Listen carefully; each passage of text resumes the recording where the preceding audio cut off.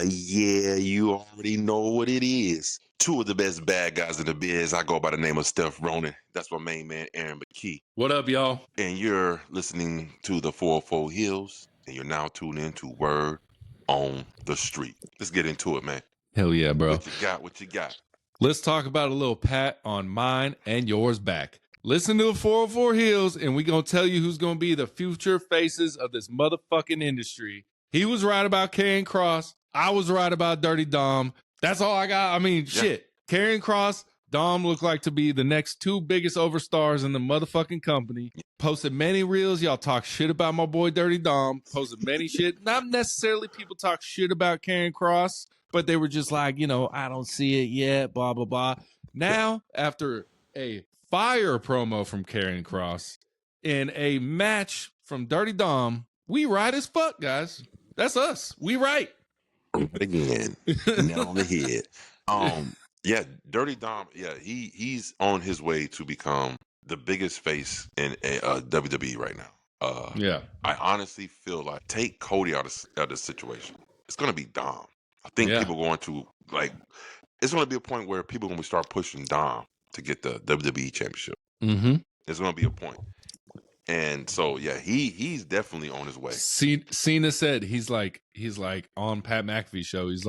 He's just so natural with everything. He just flows with everything. He just knows how to react with the crowd. He's just so natural with it. And he even said what Dom's been saying for years. Dom's saying it right now. I'm the greatest Mysterio ever. Cena said he might be the greatest Mysterio of all time when his career is over. Yeah, we'll see about that. I mean, we're talking about Rey Mysterio, like this dude's a legend. Yeah, but if you take, let's say, from the first 5 years of Dom's career and the first 5 years of Rey Mysterio's wrestling career, because you got to think, Dom had his first match during COVID, right? So he started with no crowd, no nothing, against Seth Rollins, his first match. Rey Mysterio had to go through all the, trials and tribulations, amateur wrestler, lucha in Mexico, all this shit.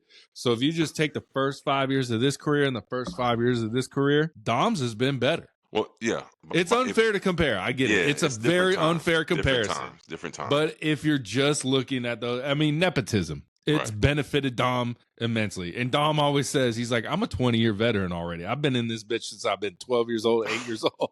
Well, and even though nepotism is a part of it, but Dom still has to carry his weight. And he has been carrying his weight. So I'm not going to take it away from Dom. So he has been upholding his, he's relevant. What changed the crowd? What changed the crowd, bro? Because I've always been cheering Dom. You've known this. I have posts to prove it. Yeah. When were we like, you know what? We fuck with Dirty Dom now. I don't understand. It blows my mind. I'm like, why are these people cheering? Because I've always been cheering. No, you're right. But like I've always said, Dom never got real heat. He got hate to love me type of heat. Hate to love. So it was only a matter of time where all those boos, the play along game, was going to turn into cheers. Because like I said, go. Yeah. Like he was hated, but they really loved him. They loved Dom. You could tell the crowd loved him. I'm not comparing him to Roman, but kind of like a Roman, he's the biggest heel but we're going to acknowledge him. You know what I'm saying? We're still going to cheer that man, even though we're supposed to hate him, but we love to hate him type thing is what you're saying? Well, but why the boos change from cheers now? Why did they switch? Well, they didn't this wasn't like an overnight thing. This was honestly been starting. I'll say 3 weeks. For the last couple of months, I said the last month or so. We even said on here, I'm like, we was like, do you hear them cheers, bro? They're coming. Yeah. I mean, or maybe it's the simple fact that people just don't like Finn Balor as a heel that much. Like, he's such a snarling, mad-faced heel all the time. And Dom is this easy-going, laid-back, hey, guys, and the thing is, he was doing all this stuff for Finn, hey, I got you Intercontinental Championship match. And this and this and that and stuff, So people was like, oh, he's a good friend. And Finn Balor's a fucking asshole. You know what I'm saying? So, it's like he's going to be the baby. He's about to be babyface. Now, let me ask you this. Since Dom is pretty much going to be a babyface, does that make the whole Judgment Day babyfaces? Okay, so this is a reason why I think people are cheering Dom now, too, is because no matter how fucked up Liv acted towards Rhea, even though Rhea is the biggest babyface in women's history, basically, people still kind of didn't boo Liv as much as they should have for her actions. You know what I'm saying? Yeah. Like Liv injured Rhea and we still cheered Liv when we heard her music. You know what I'm saying? Yeah. So I think Liv had a lot to do with us because she'd always be hyping Dom up, Dirty Dom, Daddy Dom, all this stuff. So I think Liv definitely helped. And I think just the Finn thing, bro, like it's just Finn is just disconnecting with the crowd so much. Super talented in ring. It's just, I love his character too. I'm a fan of his character. It's just, it's not connecting with the crowd. Right. Yeah. Right. Yeah. I think that's those things are adding into it. But, you know, and I think it was time. I mean, Dom has been getting, and I use this in quotation marks, been getting booed heavily for like the last 3 years, right? Yeah. So when he won the match and he, you know, literally, I mean, he didn't steal the title. He didn't steal it. He won it fair and square. He won it fair and square, There was bro. no dirtiness. He just frog splash Was- on top of Finn Balor. Was there dirtiness to his first title defense? Absolutely. Of course. Of course. The whole Judgment Day came out and helped him with that shit, bro. So, and I think this is how he's going to keep retaining his title is by committee of the Judgment Day. Somebody's going to keep helping him out. But yeah, Dirty Dom deserves it, and you was right on Dirty Dom. Here we go. Yep. You know what I'm saying? Now your boy, bro. Talk about that promo. I'll give you the floor. This is your man, Karrion Kross. Go. Hey, how's I like to say him? Karrion motherfucking Kross. That motherfucker, man. He came out there, bro. Sat down with Sam Roberts, wasn't it? No. Yep. Or was that Sam with Roberts? That was with Sam Roberts, right? He's spitting straight nothing but facts. And this is the second time this weekend I've heard a WWE talent say these words. When you pitch something to somebody and they say, not good enough. Bailey on the other side said that same damn thing. Are we seeing now? Some people say, "Oh, it was a shoot." Nah, it was a work. It's obviously a work. It was a mixture. I think it was all work. I don't think it was no shoot. I think it was all work. Maybe it was some real emotion behind it, but I think everything he said was okay before he went out and did it. Because if it was a shoot, there is no way we see him on Monday Night Raw the next night. Yeah. But also, Scarlett called him Kevin. She said Kevin. And I was like, oh shit, I think it was getting a little serious. Yeah. She's like, Kevin. Yeah, she did. She kept grabbing his shoulders and stuff like, you know, hey. He said, fuck that guy in the suit in the truck, bro. He said, fuck Triple H's. Basically, bro. You think it was Triple H? He said, fuck Triple H. Who else could it be? That's what I'm saying. Could be Bruce Pritchard. Could it be Bruce Pritchard? Oh, could it Could be be Michael Khan? Hayes. Could be Nick Khan, bro. Could be have Nick been Khan. Nick Khan. It could have been a lot of people because a lot of motherfuckers wear suits, bro. Back there. So let's talk, but no. He said, you hear the boos when I got eliminated? He even said that, bro, because we predicted it on motherfucking our podcast last week. We're like, he has to win the Andre tournament. And then they threw him over. Straight boos from the whole crowd. Straight boos from the crowd in his home city. You don't have Karrion Kross. And again, and you want to talk about the epitome of what they always say. And he said it too. He said, you have to be undeniable. Well, I became undeniable. And what did I still get? Nothing. Not even my hometown. I'm not even featured on the show in my hometown. Yeah, bro. Karrion Kross has fucking arrived. And I guarantee you this. For the next couple of weeks, we're going to see him a little bit more, a little bit more, and a little bit more. And we're going to start seeing matches because I promise you this. When I went and I looked online and I've been getting his shirts. I've been trying to buy his shirt. But every time I try to go online to buy his shirt. Sold out? It wasn't sold out. They didn't have my size. I need a 2X. They never had the size. But then when I go in there the day after that promo, that shit is unavailable. Sold out. Karrion Kross has arrived. Now, WWE, Paul Levesque, don't fuck it up. He has literally did the hard groundwork for you. He got himself over through the internet. On social media, he got himself over. Yeah. And you know what? And shout out to Karrion Kross, man. Karrion Kross is one of the few superstars who I know who actually gives a fuck about his fans. He will comment back. Comment. Like your post. Bro, Karrion Kross is the people's champion for real. And we want to see Karrion Kross. And I ain't talking about no Karrion Kross versus no mid-carder. I ain't talking about no Karrion Kross and no Intercontinental Championship. I'm talking about Karrion Kross as the World Heavyweight Championship or WWE Championship. And I'm talking about Karrion Kross versus some Roman Reigns. I want to see some Karrion Kross versus Roman Reigns. That's coming. But you know what's coming first? What? Who did he mention in that little rant? Who did he mention? Who gave him advice? Goldberg. Yes, sir. Who's having their last match this year in 2025? Goldberg. Who's going to get booed when he comes back? Goldberg. Who do you put against Goldberg to put him over? Karrion Kross, baby. I'm telling you, everyone keeps thinking it's Gunther and Goldberg. Nah. It is going to be Goldberg versus Karrion Kross, bro. Karrion Kross is gonna put Goldberg down. Down for good. Damn. And Goldberg's my guy. But damn, Karrion Kross is my guy. That's my guy. It makes the most sense. I'm like, Karrion Kross is going to beat Goldberg at probably SummerSlam, I would guess. Yeah. I would guess. He said Goldberg told him, you got to be a good soldier. Well, I've been a good soldier. Yeah. He has been a good soldier. This only up to this promo have we've heard Karrion Kross complain about not being utilized more, not being booked properly. Yep. But he has taken every opportunity of TV time, even if it's this much, and turned that shit into gold. So we're going to see. Yep. Last week you said you think they starting to dribble the ball. I said it's picking it up. After this week, they starting to dribble it. All right, they're going to start to dribble. We'll see. When he was on Raw, it was when the New Day was walking by again. Yep. Okay. And he smirked at him, and Kofi gave him the head nod. Shit, he could face Big E on Big E's return too, because the rumor is Big E might be medically cleared. You know what? I was thinking about that Kross shit too. versus Big E. No. This is what I want to see. I want to see fucking Big E flip the fuck out and turn heel and join a New Day and be like, y'all woke me up. You were right.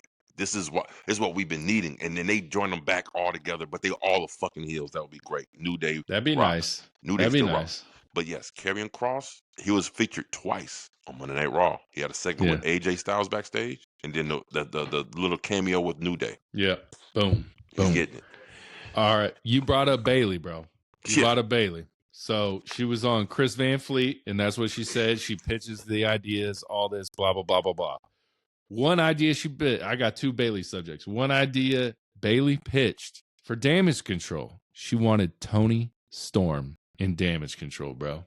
Because Toni Storm was in NXT at the time. She wanted Toni Storm to come up and be part of Damage Control, bro. I'm so glad that didn't happen. Yeah. Wow. I am so glad that didn't happen. Because we would have got Toni Storm we got right now.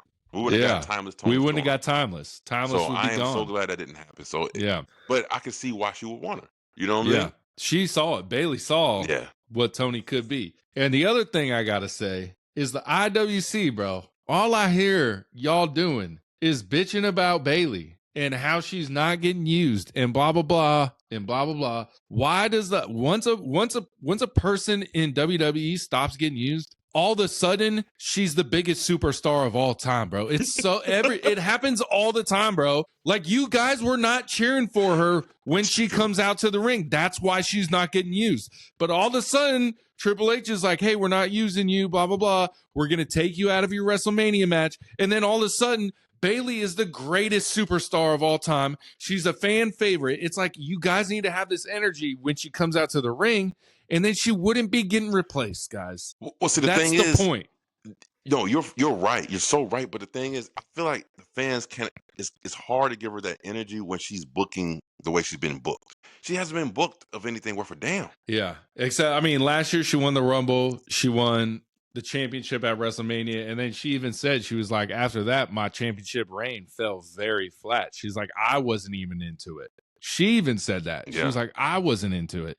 And I'm like, that's because the crowd wasn't into it after you won the championship, man. Well, and it's like, they feed off of us, we feed off of them. But now they're not getting used. She's getting screwed out of WrestleMania. And now everyone's like, she's the biggest superstar of all time. It's like, no, guys, you weren't there for her when she needed y'all, when she was on TV. I feel like the WWE is about to trim fat. And call me right, call me wrong, and call me on this one. I'm saying it right now. Bayley will be all elite when it's all said and done. I said she got a year and a half left. I guarantee you, because her best friend, who's her best friend, is her best friend. So, and she said Mercedes has been to many WWE events, but no one knows because of the concealment of Mercedes Moné and shit. Right. Yeah. Hey, look. Do I want to see Bayley in All Elite Wrestling? Fuck yeah. Hell yeah. Hell yeah. Why not? Yeah. Why not? I mean, she would get more TV time, which is what y'all want, right? Like, that's what I'm saying. And I would like to see Bayley with her own persona creative. See what she would do with her and see if it works. Yeah. Now let me ask you this. She commented, and Chris Van Fleet commented that, you know, Bayley won at WrestleMania against Io Sky. She was the Royal Rumble winner. Then we don't see her on posters. We don't see her at post-conference interviews. We don't see her at any of this. And she's like, I have a great relationship with Triple H. I have a great relationship with Nick Khan. Where's the disconnect? Who is it? Is it The Rock? Is it Ari? Is it Ari Emanuel? Like, where is there someone higher than Triple H and Nick Khan saying we don't want to see her on TV that much? Like, what is it? Because we know Triple H loves Bayley. We know Triple H loves Bayley. He pushed her in the black and gold NXT, bro. I don't think it has anything to do with anything. I think it has everything to do with aesthetics. You think? All right. I think they don't push her like that because now let me word this lightly. I'm not saying she's ugly. I don't think she has the facial aesthetics that the WWE looks for in their women to push them. There you go. You know what I'm saying? I would say maybe she's just not girly enough, if that's what you mean. Not it just her. All right, look at Tiffy. Look at Charlotte. Look at Bianca. I don't want to look at Charlotte. Look at look at Io. Look at Rhea. Look at Rhea. They have these. They have faces. Bayley's, you know, is not. And that she said she struggled with that too coming into WWE, like because she kind of came in towards the end of the diva area, so she was like wearing like heels and like dressing like that. And she said AJ Lee was the one that was like, "Hey, stop doing that shit. Be you. Like, be you." Right. And that did project her. I mean, she's the first women Grand Slam champion, except for now. She even commented about that. She's like, I got to win the IC championship and the US championship now to be a Grand Slam champion again. So in the WWE world, the reason why they pushed her so hard in the beginning because she had a gimmick, the hugger, which was very marketable and could sell a lot of merch. Mm-hmm. Her gimmick now, the role model, is not a merch seller type of gimmick. Yeah, she said that too. She's like, she does feel a disconnect with her character and the fans. She's like, it's not clicking. It's not clicking. Yeah. But apparently you take her off TV and the whole fans love her. So maybe we'll see a turnaround, bro. We don't know. Well, and they're setting up Becky Lynch. Becky Lynch versus Bayley seems like it could happen because Becky Lynch could have attacked her. Bayley, the face, Becky, the heel. And Bayley has a large following. She has a great fan base. It's just that ever since she turned heel and after she got on her damage control run, there's been nothing else with her.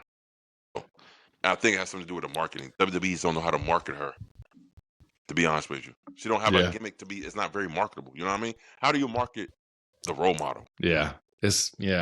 And I think her finisher is terrible. The Rose Plant. Terrible. You know, so I think it's a lot of things is why she's not. Let's just see the last year and a half to see what they do with her. But I guarantee you, she's going to be all elite. Yeah. Unless they release her early or some shit. But that'd be crazy, bro. Because Bayley's been kind of a staple of the women's division for 12 years now. You know what I'm saying? But it's fine. Look, listen. I not only do I expect this to happen, I expect AEW talent to leave AEW to go to WWE, and I expect some WWE talent to go to AEW. There's gonna be a lot more crossover now. All this because WCW, WWE back in the day, it wasn't that often. No, at all. It wasn't. At all. But now we just got to expect it a lot more now. We just have to. Which is good for the industry. Okay? Oh, yeah. 100%, bro. That's why I said, and I'm still standing by this, I promise you, if WWE don't do anything with Karrion Kross and his contract is up, he's not going to be signed. He's going to go to AEW. Yeah. And he's going to get the fuck over. I promise you. Because he now will have control over his gimmick. See, that's the benefit that a lot of people said that AEW does a lot different from WWE. It's like they're not so controlled over your character. They allow you to do things and try things with your character. WWE, not so much, bro. You pitch them shit, they shoot it down. Yeah. Nah, we don't think that's going to work. Nah, that's not going to work. Yeah. We've heard Bayley and Karrion Kross say that. Yeah. All right, bro. Do you want to get into The Rock on Pat McAfee? Let's get into it, bro. Let's get into the juiciness. Bro. Go ahead. You kick it off, bro. You kick it off. So, what did we talk about, right? When everybody was clamoring, oh, this is the greatest heel turn of all time. Oh my God, this is just cinema. Yeah. Nah, it wasn't because it was a waste of fucking time. Why? It seems like The Rock wasted our time, bro. Yeah. Like, what we doing here? He gets on the Pat McAfee show, and he says, "You know what? I think the final boss work is done." Wait, what? Yeah. What you mean?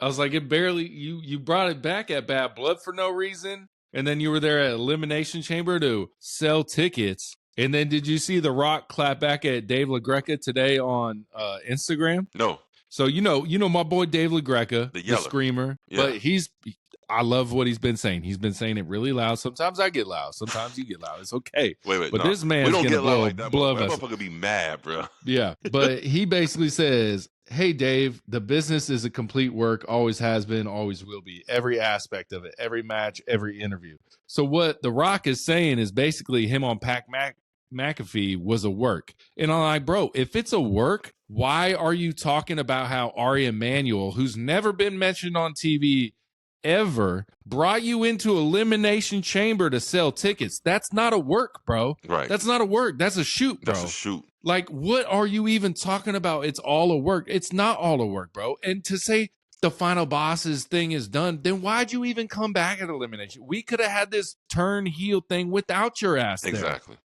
And they sold motherfucking The Rock comes back to Las Vegas shirts at WrestleMania. What are you talking about? I saw multiple pictures in the WWE sheep. Finally, The Rock has come back to Las Vegas. Guess what? The Rock didn't fucking come back to Las Vegas, bro. I don't know if that was AI. You know, AI takes over everything now. Right. I could have got, but I saw people dude, I think I don't want to see The Rock literally ever again, bro. I'm done with him. He cannot take criticism. And this Respawn to Dave is a perfect. You gonna get on the Pat McAfee the Monday or the Tuesday after the WrestleMania weekend, bro? Get the fuck out of here, bro. Yeah. Get the fuck out of here, bro. Yeah. And where was the show shot in the Pat McAfee show on Tuesday? Where was it at? On Tuesday, Pat was back in Indianapolis. Okay. But The Rock was via satellite. He wasn't in studio. Okay. Well, so that means it was very not planned, and he just wanted to be on the Pat McAfee show, and Pat McAfee ain't gonna say no to him. You know what I'm saying? Well, I'm gonna tell you why he wanted to be on Pat McAfee show. Because he needed to get an explanation because there was so much backlash for him not being at WrestleMania. He hates fucking criticism. He can't take it. He can't take it. See, that's one thing him and Triple H got in common. They can't take criticism. They don't like it because we're supposed to just shut the fuck up and just enjoy everything they give to us because everything they give to us is fucking gold. Nah. Let's keep it a buck. There's a lot of shit that you give to us we accept, but we really don't feel, okay? Because we understand the dynamics of this industry. So until they can understand that shit, they always want to have backlash and criticism. And Triple H, you talking about the internet don't matter, motherfucker? What you think? What do you think who you think is going to your shows? Yeah. So everybody, the internet is the most important component in the fucking world right now. It's the most important commodity in the United. They'll be like the internet doesn't matter, and then they'll be like WrestleMania had 1.1 billion views online. I was like, oh, so the internet does matter, right? So it does matter to y'all, right? What are y'all talking about? Fuck The Rock, bro. Like, he's gonna say the final boss is over. Then why the fuck did Travis Scott come out? Because you walked out with Travis Scott for the first fucking time at Elimination Chamber, right? What are you talking about? What are you talking about, bro? You know what it's called? It's called money grab. They needed The Rock to sell out the rest of those tickets at Elimination Chamber because, like I heard, the word on the street was that Chamber wasn't selling too good. Yeah. Because it's too fucking high. Too high, bro. Too motherfucking high. See, and high. Now The Rock is using this excuse like, you did everything. Bro, shut the hell up. Bro, we know you ain't had nothing planned. This is more of, we want Dwayne. I need Dwayne in this little segment right here. Dwayne, can you make this segment happen? Dwayne, we need this more here. Can you come up and pop? This is what his role is in TKO. TKO put him on the board, not to be there for his business decisions or whatnot. They needed him to be, man, we need you to stand in when shit ain't doing too good. I got you. So when tickets is doing this, hey, advertise The Rock, it go up. You know what I'm saying? So this is what his purpose is. And we seen that clean as day when we didn't see Rock come out after the Cena match, during the Cena match at WrestleMania. Yeah. Then he jumps on Pat McAfee and say this bullshit, bro.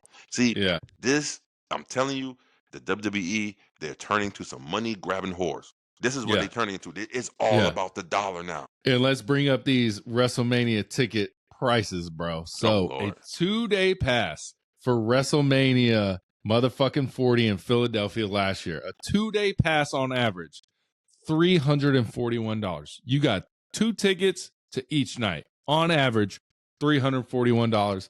That's not included the Ticketmaster upcharges and all that bullshit. Whatever. And these are nosebleed seats. Let's make it clear. These are nosebleeds. No, average, bro. Average. So that means through the whole stadium, average 2-day ticket passes $341. This year at WrestleMania 41, $1,800 for a 2-day pass, bro. That is a 428% price increase on average. Hold on. The fuck out of here, bro. Rewind that percentage again. Let them hear that percentage 428% increase in ticket prices this year, bro. That shit don't even sound believable, but it is. Yeah. Yeah. And did you see a fan caught Randy Orton in the audience, right? And they was like, hey, Randy, blah, can we get a picture, blah, blah. And something came up. They were like, yeah, we spent like $5,000 each on a ticket. And Randy's like, whoa. He's like, how much?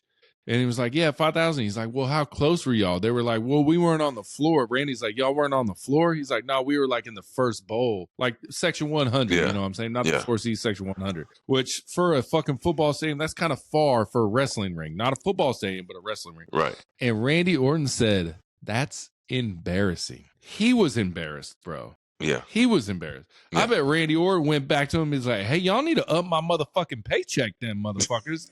If you charging these motherfuckers that much money, bro, y'all need to up the pay a little bit. I can promise you, them wrestlers are getting paid very good, pretty penny. Yeah. They are killing the lifeblood of their industry. 428%. Let me say it again, bro. 428 fucking percent price increase in one fucking year. Hey, bro, Trump's tariffs have nothing to do with these goddamn tickets. That's all I'm saying, bro. This shit's in America, bro. Yeah. Yeah. No tariffs in this one right here. You can't blame it on DT Jesus. on this. Well, and I get it's Vegas. Bro, because me and the wife, we went to Vegas. I mean, this was before we even moved to Atlanta, so 7-8 years ago. And we tried to go to Top Golf. And, you know, Top Golf here at the time was like $35, $40 an hour to like golf in a bay. We went to Vegas. We're like, hey, how much is it to golf for an hour? They were like $150. I was like, oh, fuck that. You know what I'm saying? I get Vegas pricing. 428 fucking percent, bro. Crazy work. That's crazy work, bro. Crazy. Hey, look, and I would have been so disappointed if I spent any fucking money for the show that I seen this past weekend. Yeah. I would have been mad as shit. Yeah, I'm looking to go to New Orleans next year for WrestleMania, but are they going to jack the tickets up even more? You know what I'm saying? Bruh. Oh. That's but like I've been saying online, as long as people keep paying these fucking prices, they're going to keep doing it. You know what I'm saying? See, this is where I have a problem with. Right now, pro wrestling as a totality is hot, but what's even hotter is the WWE, right? What happens, because it's going to happen. No one stays on top and fire forever. When they take a dip, and these casual fans who are spending this money, and then you got to rely back onto the lifeblood of your industry, which is the real pro wrestling fans, right? Yeah. And they can't spend that money like that. You're gonna have two choices. You're either gonna drop your prices, or you're gonna have half empty stadiums. Yeah. Because this is exactly what's gonna happen.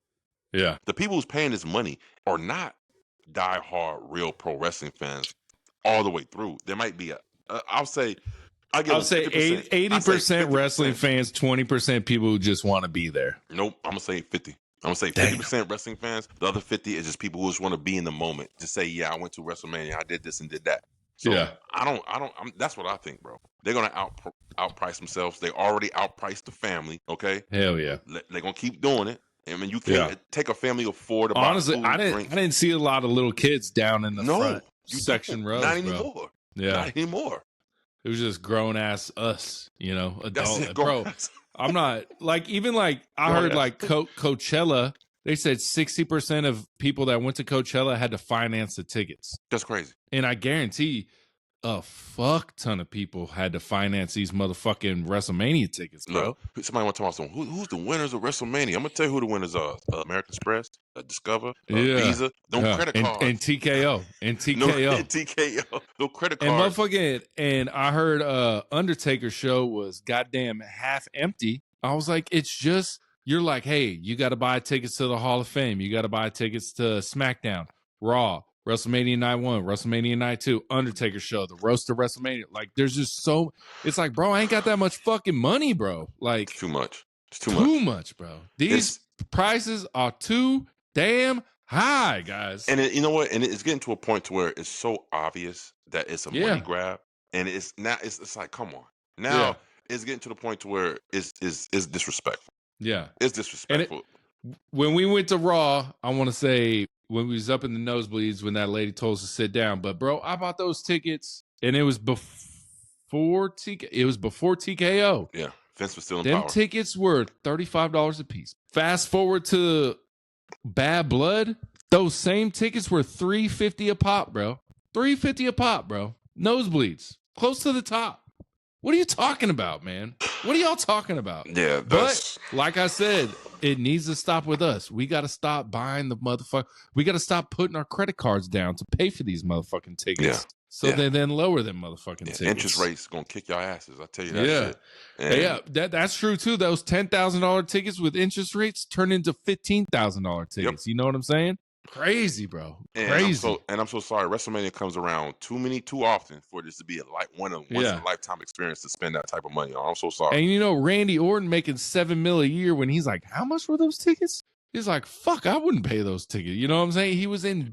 He said the word embarrassed, bro. I would be too. Listen, what do you think is going to happen when WrestleMania goes to London? Yeah, bro. Yeah, that's what I'm saying. That's what I'm saying, bro. But see, those people are more willing to pay that because it doesn't come there as often. You know what I'm saying? No. I don't talk about the people there. I'm talking about the American fans who wants to go see WrestleMania in London. Oh, like to fly over there and go see it? Yeah, for sure. Shit. For sure, bro. And let's talk about Coachman talking about TKO, Triple H, The Rock's relationship. I believe we brought this up probably 2 months ago on the podcast, but Coachman brought it up again. He thinks there's plans in the foreseeable future for them to let go of Triple H and insert Brian Gorwitz. You know what? There's got to be some truth to the story, because not only have we been talking about this for almost about a year now, that from Vince Russo saying, you know, he sees Triple H stepping down, The Rock stepping in, and then now we're starting to hear more of this. Yeah. I guarantee you this is what's happening. You think it's a bad thing or a good thing for WWE? Of course it's a bad thing. It's a bad thing. I mean, Triple H, even though he's not, you know, he has his flaws, but he knows what the fuck he's doing. He knows his industry. Yeah. He knows his business. And the wrestlers love him. The wrestlers love him. Yes. Yeah. Brian Gorwitz and The Rock, bro. Let me tell you something. If this Cena heel turn and The Rock coming to WrestleMania and Travis Scott, if this is what we can expect in the future for booking with The Rock, well, goddamn, count me out. Count me out. I think if WWE fires Triple H, that is the prime opportunity for AEW, bro. It's the prime opportunity for AEW, bro. I think if WWE fires Triple H, I mean, you'll have a lot of fans that are like, fuck yeah. But I don't think it's going to be all related to The Rock. Like, that's not, he was the head writer at WWE, but he's also like The Rock's right hand man. He works for $7 promotions, bro. Yeah. Like, it's not a good look, bro. I think what's going to happen is Brian Gorwitz comes in. The Rock is going to use his Hollywood influence and bring on some Hollywood writers to replace some of those writers on that team, because in his mind, he probably thinks he can do a better job. All right. Yeah. So apparently this rivalry between The Rock and Triple H is still brewing. And you know what? And I thought about this. I'm going to tell you when I first saw it. When Elimination Chamber, when they showed the backstage footage, when Travis Scott went back to the backstage and then The Rock followed him a little bit after. Travis Scott went up to Triple H and he was like, oh, this is so cool, man. Dapped him up. You know what I'm saying? Everything was cool. One thing I didn't see no interaction between The Rock and Triple H. Not a look, not a handshake, not a good job, not nothing. I didn't see that interaction. Because we all know they hated each other when they were both wrestlers, for sure. Yeah. And another thing, I don't think The Rock mentions Triple H on Pat McAfee not one time, bro. I don't think he brought up the name at all. And then if you go back to WrestleMania 40, the build to WrestleMania 40, remember Triple H got in the ring and he was like, I don't care where you sit on the board, blah, blah, blah, blah, blah. Yeah. It goes through me. Yeah. If you smell what I'm cooking. Yeah. He total shots at The Rock, bro. And you know The Rock don't like criticism. No, he don't like criticism. He don't care. He don't like that. Well, crazy, bro. Here goes some criticism for you, Rock. Your Terramana tequila. Ugh. Yeah. Do not like it. He don't even look like he likes it, No, bro. he be drinking water. Take a shot. Tequila. Well, you don't even drink your own damn product, my man. Shit, Yeah. you and Logan Paul. Yeah, bro. And I don't know if you saw this, bro. Motherfucking Paul Heyman on Pat McAfee show came out with some fire, bro. Which one you talking about? Which one? Bro, so Paul Heyman comes out and he talks about Shannon Sharp getting sued. The day they announce he's getting sued, bro. Pat, I've never seen Pat McAfee. His podcast is fun, cool. He rolls with everything. Pat McAfee looks so fucking uncomfortable, bro. Yeah. And then Paul Heyman keeps going. He's like, you was smoking weed after the roast of WrestleMania. Me and you was smoking weed. He was like, wise man. Yeah, wise man. I hate Stephen A. Smith. That motherfucker shouldn't be getting paid more than me. Bro, because Pat McAfee said that shit. Yeah. And Paul Heyman kept going, bro. And what was the other thing he said? Oh, he said Paul Heyman told that fan he was getting deported, bro. This is all on ESPN, bro. And ESPN, Disney, that's as liberal as they go, bro. Super. And then they throw Paul Heyman on this motherfucker, an uncontrollable man, live and direct, bro. So uncomfortable, bro. Bro, Pat McAfee face was red than a motherfucker. I ain't ever seen Pat McAfee uncomfortable like that, bro. Not one time. He couldn't say a word because he couldn't even deny none of that shit. You know what I'm saying?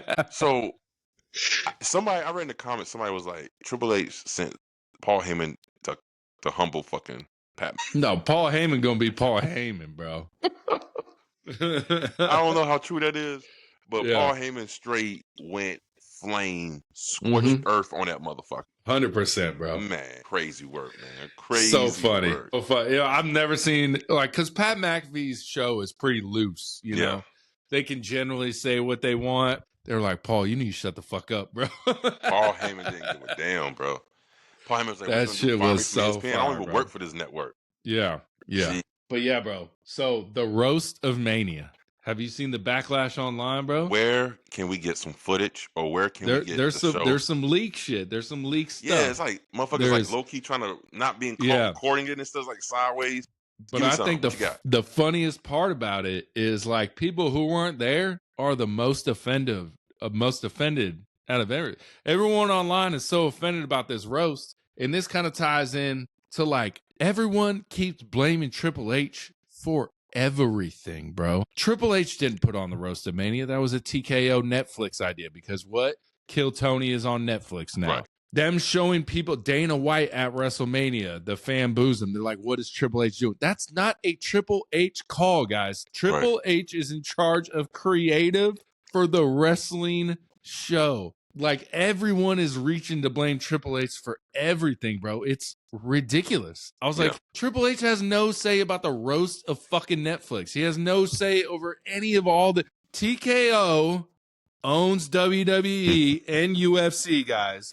Ari Emanuel is the main guy. Nick Khan gets filtered down. Dwayne are on the board. That's how it works, guys. Triple H is in charge of creative. He's not in charge of who they should. Netflix, like, look at SmackDown. There's never celebrities sitting ringside, right? Never. Netflix always has Netflix people who they're trying to promote on Netflix, like a Tony Hinchcliffe or a Tom Segura or all this shit. People are like, all these Joe Rogan guys. I was like, well, they're Netflix guys. They're Netflix guys. Hey, guys, listen. Triple H is the head of creative. He isn't the head of the WWE. Yeah. That's TKO. Yeah. He has bosses. And as much as we like to think like the old regime of Vince McMahon was the be all, the end all, the say all for WWE. That's what they think it is. That's they not think what's happening. They think Triple H just replaced Vince and Triple H makes all the calls. No. Triple H doesn't make all the calls at all. Matter of fact, I dare say Triple H is more restricted than Vince McMahon ever was when it comes to making calls. 100%, bro. I'm sure he has to submit something weekly to the board. I'm sure he has to do something like that, bro. Of course. And we're about to find out with this Unreal show for sure. Okay, how are you feeling about the Unreal show, bro? Let's tap into that shit, bro. Yeah, we just literally went on this the other day, right? Yeah, we just went pulling back the curtain. How they pull back the curtain they too much. They turned the curtain down, bro. Bro, they burned that motherfucker. They burned it, and they was like, so now we're going to see, bro. I'm not watching the show. I'm not. You're not going to watch it? No. I don't care. I'm gonna watch it, bro. I don't care to watch it. I'm still okay with it. I get people's criticism of it. They're like, you're pulling the curtain back too much. But that's what I'm saying. Once you pull back the curtain so much, we gonna criticize way more, bro. And Triple H, you said you don't want us to criticize. No. Well, see, the thing is, Triple H, KO, they want us to just shut the fuck up and watch the show, buy the tickets, don't offer no criticism, enjoy the ride. Yeah. How many times have we said enjoy the ride? And we enjoyed this ride, and it rolled us all the way down to the depths of hell because there wasn't nothing going on. You know what I'm saying? With The Rock, talking about something with The Rock's are 20 steps ahead. You ain't no 20 steps ahead. Man. Shut the hell bro, up. we had a 20 steps ahead, Jey Uso 20. We was thinking too much. Yeah. The Rock didn't give a fuck about the 20 steps ahead, bro. No, he just threw out there to blab shit, bro. Yeah. That Terramon was in the system that night. He was spitting that shit on NXT. You know what I'm saying? Crazy, bro. Crazy, bro. But this Unreal show, it looks like from what we got, it already had the WrestleMania 41 lineup card. We had like Nia versus Jade. We had Braun Breaker versus Drew, which I was like, ooh, that would have been good. Yes, that would have been good. Yes, it would. We have Judgment Day versus Wyatt Six. I know you wouldn't have been happy about that, but we had Gunther, Seth, and CM Punk. And then we also had something else. No, I think they had night one, maybe Gunther, CM Punk, Seth, and then also Roman, CM Punk. So they had both ideas up there. Yeah. They had, who was it? Who was Charlotte face it? Oh, Charlotte, Becky versus Io and Asuka. That was up there as one of the matches. But Asuka obviously didn't get clear. I wonder how far back that was. And also in the preview, you hear Triple H talking to Jey Uso saying we're going to strap a rocket to your back. Yeah. So which that really did happen. Yeah. They did. They put the rock on that boy's back to the moon. Yeah. But I think I might watch clips here and there, but I don't think I'm gonna sit and watch the whole episodes like clockwork. Like I'm just not. It looks like it's gonna be like a year behind. You know what I'm saying? We're getting it this summer, and it looks like it's gonna be a year behind that. So it's kind of pulling the curtain back, but it's pulling the curtain back from way back then, obviously. And the thing is, I don't want to watch it because I don't want to see how much of the stuff I'm watching is actually choreographed and actually fucking pre-rehearsed. Yeah. Because you show John Cena Elimination Chamber going over shit in the preview, like they're setting up the matches and stuff. I don't want to see that. Yeah. Because Triple H thinks we're in that new era of we want to know everything. See, and that don't make any sense because Triple H, if you think we're in this new era that we want to know everything and you are willing to pull back everything, to show everything, you're going to get criticism. So I don't understand half the shit that's going on sometimes. You know what I mean? Yeah. So I don't want to see, because again, pro wrestling is the world's greatest improv. Yeah. I like it when the wrestlers call on the fly. Yeah. And make it happen. That's talent. That don't happen no more, though. Right. Many wrestlers say that shit don't happen no more. It seems like it doesn't. But the promos, coming off the top with it, that's talent. Yeah. That's remember the Undertaker, Triple H, Shawn Michaels special guest referee Hell in a Cell match? Yeah. End of an era. Triple H talked about it in an interview. They had the finish. They had the last 10 minutes of the match. And then Triple H said they walked in with Undertaker that day. He's like, hey, man, what do you want to do for the match? And Undertaker was like, you just want to call it out there? And I was like, all right. And then that was it, bro. But he says that's what Triple H is talking about, the difference between the generations. He's like, that doesn't happen anymore. These new wrestlers want to know bing, bang, boom, ba, ba, ba. And that's the biggest thing with like Hulk is even talked about it. And he's like, if shit's not working with the crowd, these new wrestlers just keep going. Yeah. If shit ain't working with the crowd and Hulk's in the ring or an Undertaker or a Triple H or a HBK, they will change what's supposed to happen in the ring. So it's just crazy. I wonder, like, it's going to be weird to see that. And do you think with this Unreal show that we're going to start hating certain wrestlers? Meaning... Like, we're going to get unwanted heat towards maybe a Jey Uso or some about this show will be like, oh, I don't fucking like that. Like, do you think that will happen with this Unreal show? Naturally. It always does. Because I'm not saying it's going to be Jey Uso. I'm just saying it could be anybody. Yeah. Well, because a lot of times the things that we think in our head, and that helps us get more invested into what's going on the screen. Yeah. You peel that back and they show us actually what's really happening, how it went down. Then you start thinking like, oh, okay, all right. I don't really care for that, but it just takes away. It's like this. I equate it to like hip hop. At one point in hip hop history, if you didn't know how to freestyle, you couldn't call yourself a rapper. You couldn't dare call yourself an MC because you would have to learn. You had to know how to freestyle off the top. That Yeah. was the gift. If you could not freestyle, we didn't respect you as an MC. Definitely not a thing anymore. Definitely not a thing anymore. Now it's all about, you know, and I feel like wrestling has went that same way. I think the old school players was like, look, man, if you couldn't call a match on the fly, if you can't adjust on the fly, don't do this craft. Now everything being pre-choreographed and everything, we don't go out here and then do it in front of people. It changes the game. We are literally seeing a shift in our industry before our very eyes. Yeah. The industry is shifting, and it's becoming more commercial. It's becoming more politicized, and it's becoming more and more of a work shoot more than anything. I want to know who the wrestlers were that stopped improvising. When did it start? You know what I'm saying? Like, when did it stop going to, we'll call it out there? Because Ric Flair is famous for being like, dude, we'll just call it out there. Right. Hour match. He's like, we'll take care of it, bro. I got you. Just listen to me. You know what I mean? We'll play off the crowd. I wonder when did that stop? I have no idea. Did it stop with maybe having all these motherfucking college athletes coming in? You know what I'm saying? Like, maybe. Do you think AEW is still in the we'll just call it out there? Do you think they're also like, we need to know what's going on, blah, blah? Like, it's very interesting. I think AEW is a mixture. I think there are some people who still call it on the fly, but then I think there are a lot of them that still choreograph their matches before they go out there and do it. Yeah. See, you notice one thing about AEW, they ain't doing all that pull back the scenes type of shit like that. Nah.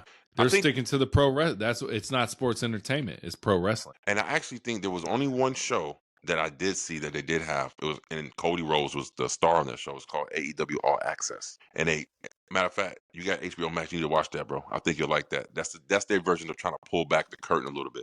Okay. AEW All Access. Go check it out, bro. Bro, I saw a clip of something. Yeah, I was like, God, that's terrible. It was COVID era, so everything was terrible. But the stadium stampede, I was like, this shit is hot trash, bro. No. I got something more hot trash than that. The fucking exploding fucking barbed wire match between Jon Moxley and fucking Eddie Kingston. Yeah, or the mimosa match with Orange Cassidy. No. The exploding. Watch that shit, bro. You gonna be like, yo, that shit fell flat as fuck, bro. Like, I still remember that match, and I said, oh no, oh no, this is horrible. Oh no, this is horrible. That's hilarious, bro. All right, so you had a comparison last week, and it was street ball to NBA. Mm-hmm. I think I got a better comparison, bro. Well, before you go on your comparison, let me emphasize on why I said what I said. Okay, now I guess because I'm a baller. Like, there was a point in time in the NBA history where the Rutgers street ball, you know, like the popular playground spots. They didn't really consider you a basketball player until you came and showcased your skill on that court. So it was time. There was a bunch of stories about Kobe Bryant going out there giving people the work. Yeah. There was stories about Allen Iverson going out there. Kevin Durant went out there and gave everyone the work. Right. So they got that. And that's what I meant by AEW is that Rucker Park type of place to where, hey, you made it big over there. You got your money. Now let's see if you're really true to the craft. Yeah. And let's see if you can go in this ring. That's all I was saying. Like, and some dumbass was like, that's like LeBron saying he's gonna leave the NBA and go to Spain. Bro, what? No, you're missing the whole fucking point. Yeah. And mine's more crowd comparison. Let's go. So WWE is the NFL, obviously. We'll watch a fucking shit Monday night game just because it's on Monday night. You know what I'm saying? We'll watch everyone talks about how shitty the games are on Thursday night, but guess what? They do fucking 20 million views. You know what I'm saying? Mm-hmm. And let me tell you, the AEW crowd is that MLS soccer, bro. MLS, and I'm talking in America. Shit. Have you been to an MLS game, the Atlanta United? Yeah. The crowd is on their feet the whole time. We're cheering. The game could be 0-0, 5-0. It don't matter. The crowd does not sit down. And that's my comparison. WWE, we've been so trained to like, let's just go. If it ain't good, we ain't cheering. If it is good, we might cheer a little bit. But AEW is that MLS crowd, and we're going to be hyped up. No matter what's happening, we're going to be on our feet doing chants. NFL game. I've been to NFL games in Dallas at Cowboy Stadium. the shit doesn't even hurt my eardrums, bro. Nah. At all. Like nothing. I go to Atlanta United game. There's less people in a football stadium, and it's way louder than Cowboys Stadium with 80,000 people in it. The energy's different. The energy's different, man. It's just a different fan environment. That's what I'm saying. And I think that's a great comparison. No, that's a great comparison. That's a great comparison. I mean, NFL crowds to Major League Soccer crowds, it's a great comparison because, like I said, we're small, but we're mighty. Right, because the best thing, I said it right now, the best thing AEW did for them this last year is moving to small arenas. Oh, dude. It's the best idea of all time. It has made their product so much better. Sound, everything. Presentation, everything. Like, I'm still tripping over that damn beach break area. Like, there was in some kind of Boston arena. That shit looked dope as fuck, though. The MGM Theater, bro. That shit looked dope. It looked like it was like thousands of people in there. AEW needs to come back to Atlanta. And I know we sold out that little arena down by College Park. No, not College Park. No, you're right. College Park. Yep. Bro, fuck that. Go to center stage, bro. Oh, man, that's so small. It is small. But, bro, the crowd will be loud. Oh, yeah, the crowd's going to be loud. So, I tell you what. We can do center stage for ROH. Yeah. Or how about what's the Fox Theater? Go to Fox. I'll do you one better. Go to Gas South Arena, and I guarantee you it's gonna be massive. He's like, go to Gas South. It's like a quarter mile from my house. That's it. Not even that, bro. Not even that.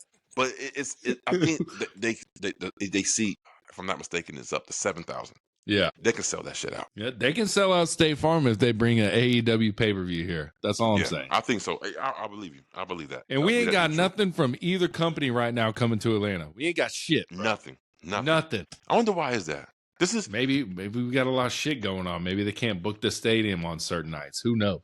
Who knows? You know, that's something. Atlanta do always have a lot of shit going on. Concerts and all types of things going on. But yeah. I got one more for you, bro. Or two more. First one is Roman Reigns. Top 5 all time in the history of professional wrestling. Is Roman Reigns top 5 all time? I say yes. 10. I think he's number 1. I put him top 10. I put him top 10. And someone asked me to explain why. I said the title run. I said he put his family over. You wouldn't know who Jey Uso was right now. I mean, you would know. You would know, but he wouldn't be Jey Uso. Jimmy Solo wouldn't have had his run without Roman. At all. At all, bro. Not at all. The dude is just ticket sales. Skyrocket with him. Everything, bro. There's just so much. His in-ring talent, definitely not top 5. Definitely not top 5 of all time. And I'm not even talking about that. Overall, number 1 all time. So this is what I got to say about that. I happen to know for good accord, the Bloodline storyline didn't really kick off until the Usos joined in. So it wasn't Roman. Roman didn't make that storyline pop. It was the Usos. Bro, where do you think he got this from? That was from Jim. Jay and Jim was doing that. But Jey Uso would not be where he's at right now if it wasn't for the feud with Roman Reigns. Yeah. I would say that. Cody finishing his story against the longest reigning champ, bro. Right.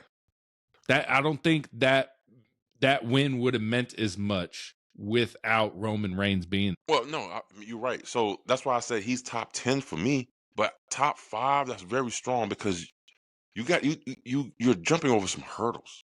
That means you're putting him over Hulk Hogan. Now I know Hogan's name is in mud right now, but to ignore what this motherfucker's meant for I'm putting him over there. Roman Reigns, get a beer, bro. I'll drink the shit out of it.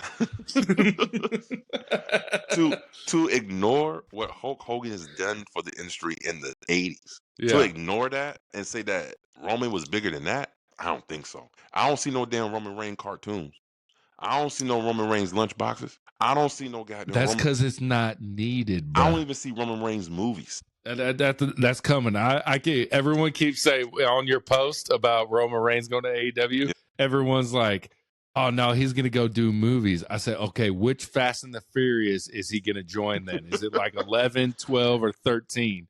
Because Cena and Rock are both in the motherfucking Fast and the Furious movies. All right. Shout out Roman. He was in Hobbs and Shaw. Yeah, he was. Yeah. He was. But All right, who you got? Besides Hogan, okay, who else? Then we got Stone Cold Steve Austin. But Stone Cold's run was so short. But what he did for the WWE. He did. But this is what I said. Roman brought Roman was the only good thing about the COVID era. That's it. It was Roman. That was the only thing people wanted to watch during COVID. Because Roman came back as a tribal chief during COVID. That was the only thing that was good during COVID. Okay. And he brought us out of COVID. Wait a minute. See, I'm not going to sit here and shit on Drew like that. Drew was the workhorse for the COVID era. Yeah. You know what I mean? He was. He won the championship. He put that company on his back before Roman even came back. Yes, he did. But what made it relevant, what made people start, because there was times, even the podcasters talk about it before we started. There was like, I would miss a week of Raw and I wouldn't go back and watch it. Right. I wouldn't. But when Roman came back, everyone watched, bro. Everyone wanted to know. Stack the bot, like everything, bro. Everything was Roman, bro. Now, let's go ahead and let's not act like as soon as Roman came back, everything was all gravy. Because Roman, even when he came back and he had to face the Fiend for the championship, they still wasn't getting viewership like that. Let's keep it a buck, all right? When Roman came back and he was facing Jey Uso and they had that little split, they wasn't getting viewership like that, bro. Let's keep it a buck now. I know this to be true. Okay. Now, when Roman, after COVID and the crowd started coming back, and when the bloodline started to pick up, I'm talking when it started to pick up steam, because when it first started, it wasn't popping like that, bro. Yeah. But when it started to pick up steam, it picked up steam and it went. So yeah, that's cool. But you got to remember, during this time, Vince McMahon all those allegations about Vince McMahon was coming out. Then he had to step down. And then they had to sell WWE and they got TKO. Now, I've heard Roman Reigns say the reason why WWE, bro, stop it. Let's not go there, Roman. That is not you. You didn't cause the sale. You didn't cause the ticket prices to go up. That's TKO. He has something to do with it. Not the ticket sales going up. I'm not denying Roman's star power. Yeah. All I'm saying is the heavy hitters he had to go up against to be top 5. Boy, that's some hard hills to climb. You're talking about Stone Cold, the leader of the Attitude Era. Let me ask you this: John Cena or Roman Reigns? John Cena. Okay, Ric Flair, Roman Reigns. I'm gonna lean Roman. Roman. I'm gonna lean Roman on that one. Let me say, I don't want to say that. John Cena did that, bro. John Cena carried the WWE in a time where no one was watching WWE. He carried that motherfucker for 10 goddamn years. 10 years. Yeah. Roman's run is not even that long. But that's what I'm saying. As John Cena, as your top guy, no one's watching. I mean, that's I can see what you're talking about. That's a good valid point. That's a good valid point. John Cena was the top guy, and people did not like John Cena, and they did not like WWE. Wait a minute. After the PG era killed everything. I feel like when Vince said, "Let's go PG," it ruined a lot. Yeah. But let's not act within that same era. The big dog, when Cena started becoming part-time, was headlining that era as well. He was the man, and he couldn't get it done. Yeah. Let's not act like the big dog was the... See, this is what I'm talking about. Revisionist history. People just want to just cut out the big dog and be like, oh, tribal chief Roman Reigns. No. Let's talk about the whole career.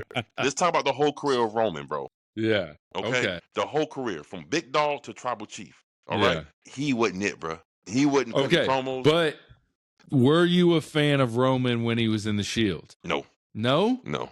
A lot of people were, though. Everyone kind of knew Roman was a guy. And then when the Shield broke up and they started pushing Roman, big dog, that's when we hated. And I'm going to blame The Rock. You know what? The Rock came out and he was pushing Roman. I'm going to blame The Rock. Fuck Rock. But Rock or Roman Reigns? Who's greater overall? It's going to be Rock, bro. Really? If they still calling Rock to help sell tickets in a company that contains the tribal chief, it's got to be Rock. It's because he's... That's what I'm saying, though. That's what I'm saying. Why would you need to call Rock? Hey, man, Limits Chamber ain't selling, man. We need your help. But you got Roman Reigns right here. Because Roman Reigns wasn't going to be a part of Elimination Chamber. There was nowhere for him to fit in. You know what I'm saying? That's what I'm saying. Yeah. That's my point. Okay. Let me ask you this. Money in the Bank early predictions. Who's winning the case? Because online, and I kind of like this idea, they said John Cena should win the case. That way no one could take his fucking belts. No shit. Holy shit! I don't know, man. I would like it if they did Money in the Bank once every 2 years. Yeah. Not Do every you year. see Roman even being in the No, match at no. all? That's No. beneath him. That's what I beneath him. feel like. That's what I You know feel what I mean? like too. See, again, I'm just being honest. I know Roman's star power and where he His lies, stature. like where he lies in the ruins of the history. Like I see he's history. Braun Money in the Bank, Braun Breaker, Maybe I can see that. I can see that. Or I can not see. LA Knight. I feel like I can. LA You know what I can Knight see also in Money in the Bank. I can see Penta winning Money in the Bank. to be the world champion, bro. See that? You see that same face you just made right there? Yeah. You see that same face you made? People were trying to kill me for my post when I said, "Yo, Penta's cooled down." Everyone's like, "What are you talking about? You don't watch the show." No, this is true. Now, Penta ain't that guy like that. If Penta wants to do the Austin Theory and cash in for the U.S. title, I'm cool with it. Yeah, for the Intercontinental Championship. Yeah, right. But like, world title. Who do you have Money in the Bank, bro? Who makes sense? I feel like LA Knight is that's sizzled. That's gone. Fuck that. If I don't see it, I don't see it. I see Braun, like you say, or Braun Breaker. I see fucking Drew. Melo. Come on now. I can. You mean to tell me you can't see Melo? I can see it. I can see it. Yeah. I can see Melo. Yeah. But yeah, I don't see Penta. I don't see Ray Phoenix. I don't see. You know whose return I'm looking forward to? Ooh, might be Rusev. Rusev could get that. No, shut the fuck up right now. Ain't no one want to see that. Rusev, bad. No, shut the fuck up, bro. No one wants to see who Rusev. I can see returning and maybe possibly if he gets back in time? Who? Bronson Reed. Because he was on a trajectory with the Bloodline 2.0 that we didn't see come because he was up there with Jacob Fatu wrecking people, bro. You know what I'm saying? That's a good one. I cannot wait for Bronson Reed to fucking come back, bro. I am how much better he comes so back. excited. Where do they put him? Where do you put him? You know, I got another person for the Money in the Bank for you. Solo Sikoa. True that. See that. But you do not see Roman being there at all. Because it's beneath him. He don't like this is okay. It is beneath him, but what if we have like a Brock Lesnar type Money in the Bank cash in where he just comes in at the end, fucking climbs the ladder, pulls the case out, pieces out. You know, like Mustafa Ali was he was about to get it, and then you hear dun dun. Here comes Brock Lesnar, pushes him off, climbs the ladder, pulls the briefcase. Yeah, comes back. Something like that I could see, but I just still don't see this is because you don't see CM Punk definitely in the Money in the Bank match. And this man, I can see him. Bro, I can see him in the Money in the Bank. CM Punk. I think he won 2 times. He's a 2-time Money in the Bank winner. That was back in the day, though, bro. This is a new CM Punk, bro. But yeah, no, you don't see CM Punk in the Money in the Bank. I don't see Seth Rollins in the Money in the Bank. I don't see Drew Mac. Not again. Nah. So there's so many top heavy stars right now, bro. It's like Money in the Bank is for the upper mid card guys who's on the threshold of crossing over to be main eventer. Yeah, except for Drew McIntyre. I'll tell you who I can see in the Money in the Bank. I can see Jey Uso in the Money in the Bank if he loses title again. Yeah, I can see that, like a little redemption.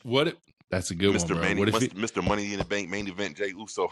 That's a lot of. He could lose it that night in the kickoff match and then win it back in something like that. I'm just saying. I can see that. But I love seeing John. I would be so funny if John Cena wins it just so no one can cash in on him, bro.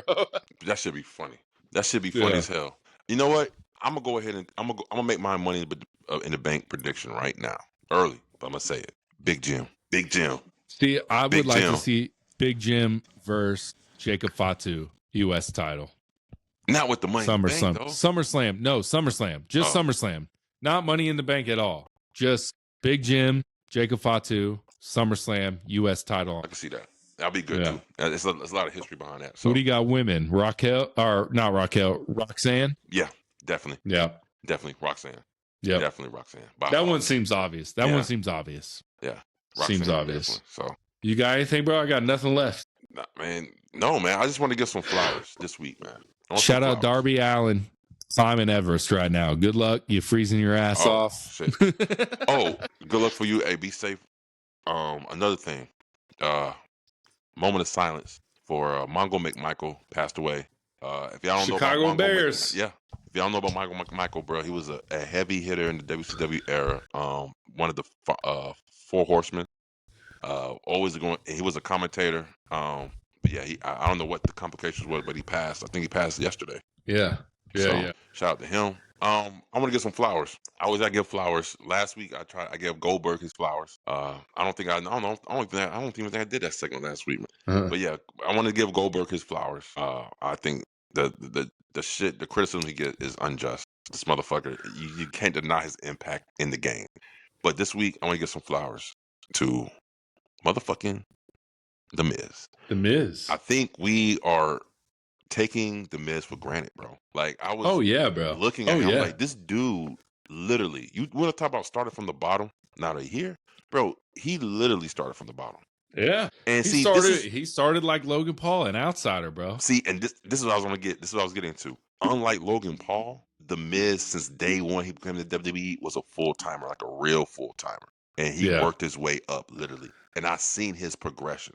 Yeah. Logan Paul was propelled to the main event seat. Because he had to. The name, bro. The name. The Miz was a real world star, bro. You know what I'm saying? But one day when The Miz retired and we're going to look back at careers, we're going to be like, damn, Miz was better than we all thought. And we took him for granted.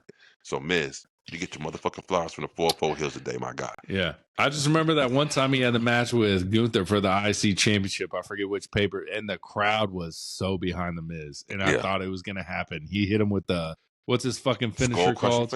Skull Crusher Finale. And I was like, oh shit, Miz is about to beat Gunther. And then he didn't, obviously. But very talented. It happens. He's always been good on the mic.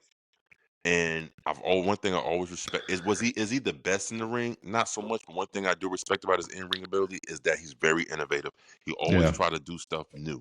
He never does, so I respect people who does that. Like Orton, that's why I can't respect Orton's ring ability. He does the same moveset, the same way, all the time, all day. Very repetitive. Very repetitive, bro. And that's how he likes it. That's how I would say Miz promo against Daniel Bryanson was very Karrion Kross of what Karrion Kross just did. It was. Remember that? Shit. Remember that Intercontinental Miz sitting next to Daniel Bryan, all that shit. This is my show. This is my show. Yeah. So I think the Miz is very underrated. Like think about it. He hasn't really done anything in the last 10 years. It's been like 10 years since he's been relevant like that. Yeah, just a tag team title with R-Truth. That's about it. And again, relevant. And that was short-lived. So, other than that, man, that's it, bro. That is it. Like, comment, subscribe, y'all. 404 Heels. Peace. Deuces.